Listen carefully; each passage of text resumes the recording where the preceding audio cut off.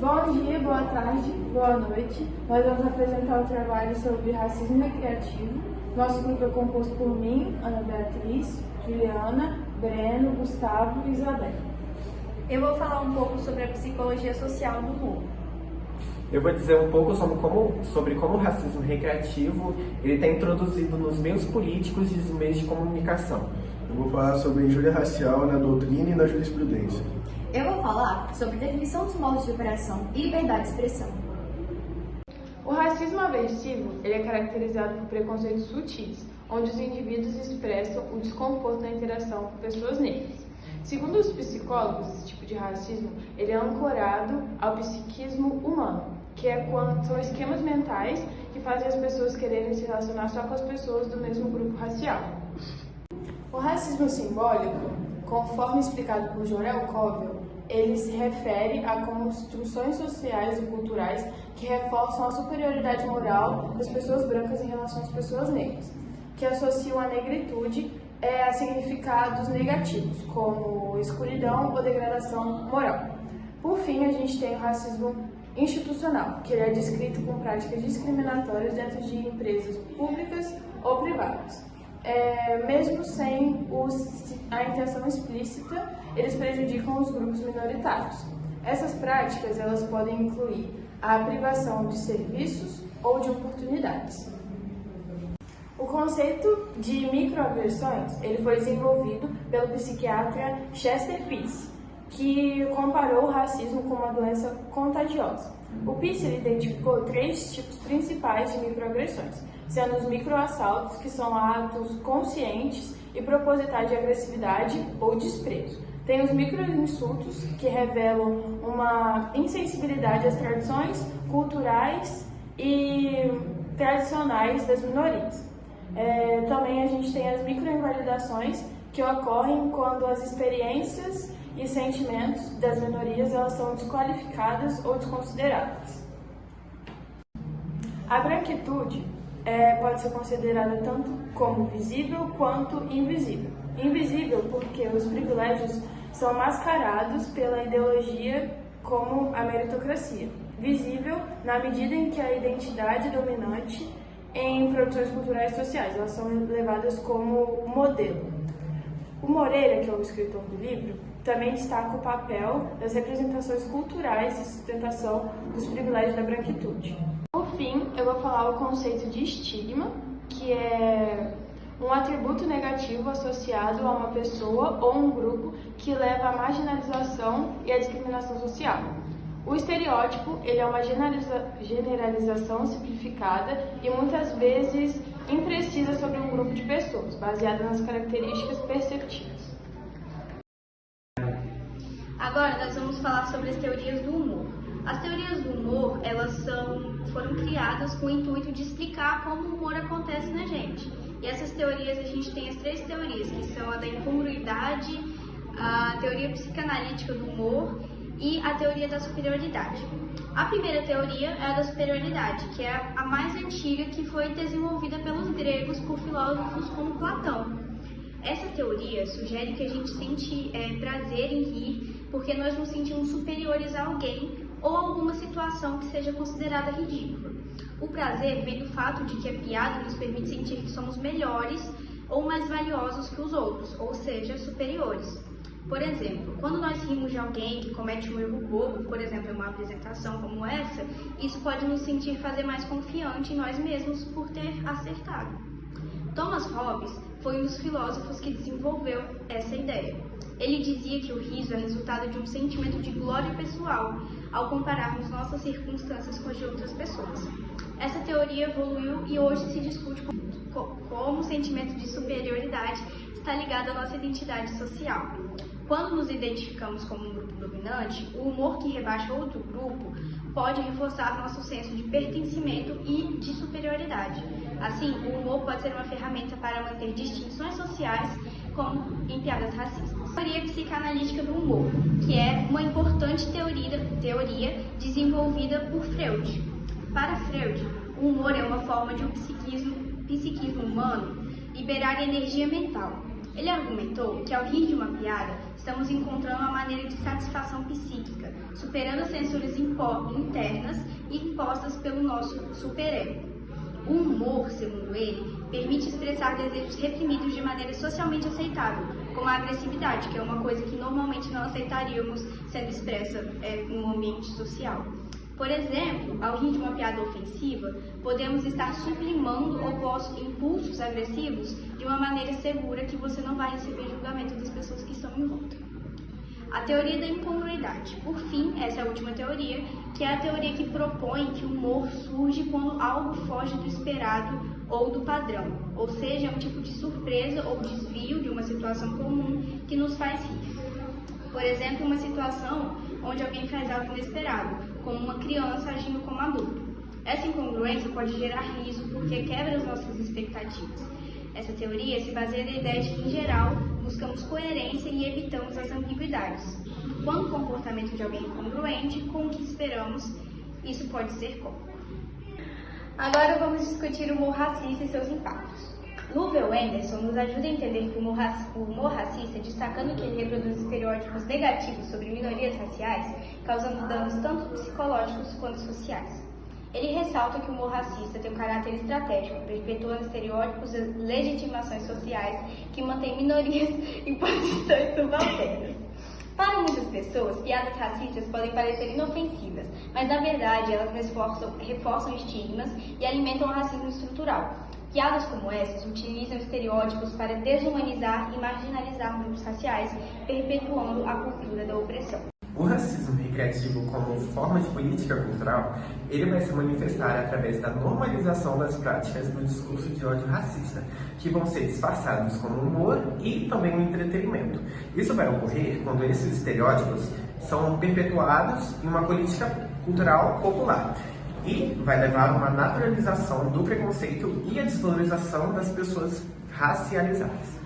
Então, essa política ela vai moldar uma percepção pública que vai fazer com que o racismo seja visto como algo inofensivo. Ainda no processo de comunicação, o racismo recreativo ele foi introduzido na nossa televisão, com personagens que foram caracterizados exageradamente, como o Tião Macalé, que era o feio, quando ele aparecia na televisão, era uma representação muito humorística de estereótipos racistas, ele tinha um grande exagero na sua feiura e uma associação da sua negritude que era uma inferioridade estética e moral, que fazia com que essas pessoas rissem de sua atuação.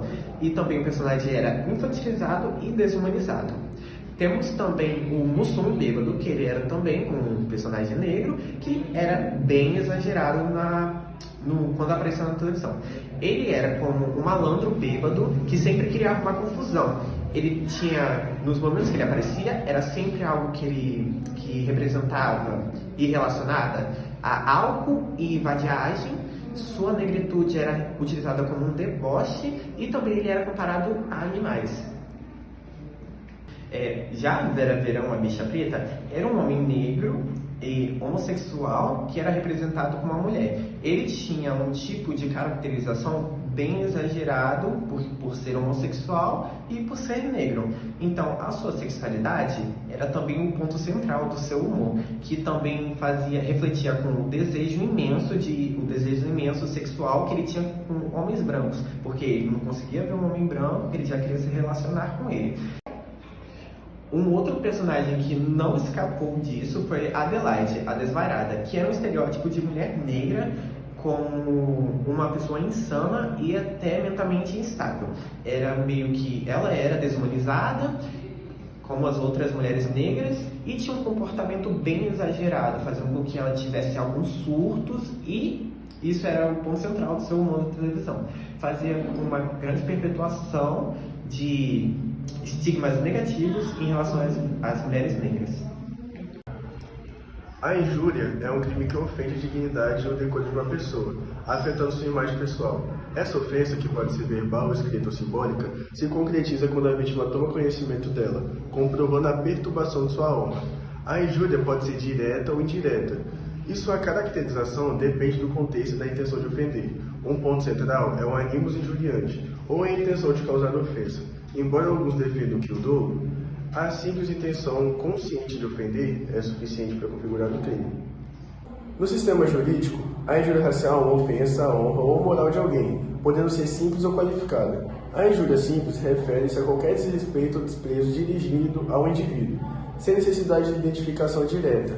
Já a injúria qualificada envolve ofensas mais graves, como agressões físicas ou ataques a grupos vulneráveis. A injúria racial, uma forma de injúria qualificada, é especialmente severa devido à conexão com a discriminação racial e estereótipos negativos. Visando proteger grupos historicamente marginalizados, a legislação reconhece a gravidade dessas ofensas, exigindo que a intenção de ofender, a nível injuriante, seja clara para a caracterização do crime, especialmente formas qualificadas. A honra é essencial na percepção pessoal e na visão social do indivíduo, refletindo a dignidade e expectativa de respeito em uma sociedade igualitária. Ela possui duas dimensões. A dimensão subjetiva é a valorização interna que cada pessoa tem de si mesma, ligada aos direitos da personalidade e garantindo o reconhecimento como digno e respeitável. A dimensão objetiva refere-se à reputação, baseada na avaliação social conforme valores culturais, sendo o bem jurídico crucial para a imagem pública do indivíduo. Crimes contra a honra, como injúria, calúnia e difamação, protegem a reputação e garantem o reconhecimento social. A injúria racial, por exemplo, é uma ofensa qualificada, ligada a estereótipos raciais e marginalização. A honra também se conecta à dignidade, fundamental para o reconhecimento como agente social competente, e sua proteção é vital para a inclusão social e o tratamento justo, ligando a dimensão individual à social. A jurisprudência brasileira sobre injúria racial revela o racismo recreativo, onde ofensas raciais são frequentemente justificadas como brincadeiras sem intenção de ofender. Em muitos casos, os estereótipos raciais são reforçados associando negros à incompetência, indolência e até desumanizando-os, ou comparando-os com animais. A injúria racial afeta especialmente mulheres negras e é frequentemente acompanhado de homofobia. Termos depreciativos e comentários estéticos reforçam a inferioridade atribuída à negritude. Um exemplo marcante é uma música que desvaloriza o cabelo das mulheres negras, refletindo como microagressões raciais são presentes na cultura brasileira. O livro discute a narrativa da cordialidade racial no Brasil e como essa ideia influencia decisões jurídicas sobre a injúria racial. A tese de cordialidade sugere que, devido à miscigenação, as classificações raciais seriam irrelevantes na sociedade brasileira. Essa narrativa é usada por acusados de injúria racial para argumentar que não podem ser racistas, porque convivem com pessoas negras, ou especialmente usado a figura do amigo negro, para provar a ausência de intenção ofensiva. A defesa se baseia na lógica da inocência por associação, alegando que atos ou falas racistas não necessariamente revelam sentimentos racistas, ou especialmente se acusando mantém boas relações com os negros. Definição dos modos de operação. O racismo recreativo é uma forma de denominação racial disfarçada de humor. Geralmente é para um grupo denominado, geralmente brancos, que fazem para ter status ou respeitabilidades. Existem 3 mecanismos de operação. A denominação, que é um sistema que mantém o poder dos brancos além das ações individuais. Temos também a gratificação psicológica, que é a satisfação de um grupo denominante. E temos também a narrativa social, que é uma ideia de neutralidade, que favorecendo uma imagem positiva dos brancos, enquanto minimiza a ação racista. Devemos lembrar da dimensão institucional do racismo recreativo, relatando discriminações que são feitas e não são consideradas crimes, devido ao controle da sociedade. Agora eu irei falar sobre o conceito do racismo recreativo. Ele é uma política cultural que ocorre nas minorias raciais, e não são pessoas competentes. O conceito da liberdade de expressão também é um pilar muito importante na vida política contemporânea, que ajuda a garantir a possibilidade de todas as pessoas exercerem suas ideias. Em relação às consequências psicológicas sociais do humor racista, pode causar danos psicológicos. O racismo pode ter muitas consequências, afetando as expectativas do indivíduo e o tratamento apropriado em espaços públicos. Os impactos físicos são uma mensagem negativa que pode causar mudanças físicas em padrões respiratórios e alterando até mesmo respostas agressivas.